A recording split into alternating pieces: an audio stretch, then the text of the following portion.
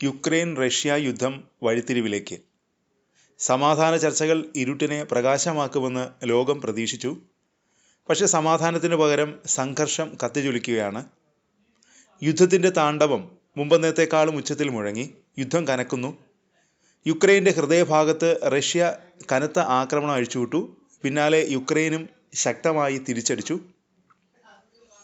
റഷ്യയുടെ സമ്പദ് വ്യവസ്ഥയുടെ നട്ടെല്ലായ എണ്ണവാതക പൈപ്പ് ലൈൻ ലക്ഷ്യമാക്കിയാണ് യുക്രൈൻ ആക്രമിച്ചത്. ഡ്രോണുകളുടെ നിർമ്മാണം യുക്രൈൻ വൻതോതിൽ വർദ്ധിപ്പിച്ചു. അതിൽ തലയെടുപ്പുള്ള ആയുധമാണ് FP1. മെയ് മാസത്തിൽ ആദ്യമായി പ്രത്യക്ഷപ്പെട്ട ഈ മാരക ഭീകരൻ ഇപ്പോൾ റഷ്യക്കെതിരായ 60% ആക്രമണങ്ങളുടെ മുൻനിരയിലാണ്. ഇവ പ്രതിദിനം 100 എണ്ണം ഉൽപ്പാദിപ്പിക്കുന്നു. ഓരോന്നിന് 60 മുതൽ 120 കിലോഗ്രാം വരെ ഭാരമുള്ള വാർഹെഡ് ഉണ്ട്. യുദ്ധത്തിനായി വികസിപ്പിച്ച ഒരു FP1-ന് 1600 കിലോമീറ്റർ ഉയരത്തിൽ പറന്ന് റഷ്യയുടെ ആഴങ്ങളിലേക്ക് എത്താനുള്ള കഴിവുണ്ട്. വില ഒരു ഡ്രോണിന് വെറും $55,000 മാത്രം. ഈ യുദ്ധത്തിലെ മറ്റ് ആയുധങ്ങളെ അപേക്ഷിച്ച് വളരെ തുച്ഛമായ തുകയാണിത്. യുക്രൈൻ്റെ ലക്ഷ്യം എന്താണ്? അത് വ്യക്തമാണ്. റഷ്യയുടെ എണ്ണ വരുമാനം തകർക്കുക. കണക്കുകൾ അമ്പരപ്പിക്കുന്നതാണ്. ഈ വർഷം യുക്രൈൻ്റെ ദീർഘദൂര ആക്രമണങ്ങളിൽ 40%-വും റഷ്യയുടെ എനർജി കേന്ദ്രങ്ങളെ ലക്ഷ്യം വെച്ചാണ്. കഴിഞ്ഞ മാസം ശക്തമായ ആക്രമണമാണ് നടത്തിയത്. 1 ഡസനിലധികം ശുദ്ധീകരണശാലകളാണ് യുക്രൈൻ ആക്രമിച്ചത്. റഷ്യയുടെ ശുദ്ധീകരണ ശേഷിയുടെ 20%, അതായത് പ്രതിദിനം 1 ദശലക്ഷം ബാരൽ എണ്ണ അപ്രത്യക്ഷമായി. റിപ്പോർട്ടുകൾ പറയുന്നത് ഇങ്ങനെയാണ്. കെട്ടിടങ്ങൾ മാത്രമല്ല, റഷ്യയുടെ സമ്പദ് വ്യവസ്ഥയെ നിലനിർത്തുന്ന യന്ത്രങ്ങളെയാണ് യുക്രൈൻ ആക്രമിക്കുന്നത്. ക്രൂഡ് ഓയിലിനെ പെട്രോളും ഡീസലുമാക്കി മാറ്റുന്ന പടുകൂറ്റ യന്ത്രങ്ങൾ ഇപ്പോൾ തകർന്ന അവശിഷ്ടങ്ങളാണ്. ഇവ ശരിയാക്കുക എന്നത് ദുസ്വപ്ന തുല്യമാണ്. പാശ്ചാത്യ രാജ്യങ്ങളിൽ നിന്നുള്ള സ്പെയർ പാർട്സിനെ ആശ്രയിക്കുന്ന റഷ്യ ഉപരോധങ്ങളാൽ വഴിമുട്ടി നിൽക്കുന്നു. യുക്രൈൻ ഒരു ദുർബലമായ പോയിന്റ് കണ്ടെത്തി ആഴ്ന്നിറങ്ങി ആക്രമിക്കുന്നു. റഷ്യയുടെ എണ്ണ ഉൽപ്പാദനം 13% താഴ്ന്നു. ഇതോടെ രാജ്യം തളർന്നു. ഫലമോ എല്ലായിടത്തും ഇന്ധനക്ഷാമം അതിരൂക്ഷമാണ്.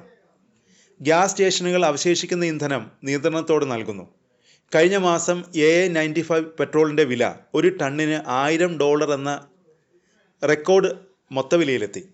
ജനുവരി മുതൽ വില 50% ഉയർന്നു. യുക്രൈൻ്റെ ആക്രമണങ്ങൾ റിഫൈനറികളെ തകർത്തു, എനർജി പ്ലാന്റുകളെ നിശ്ചലമാക്കിയെന്നാണ് വിദഗ്ധർ പറയുന്നത്.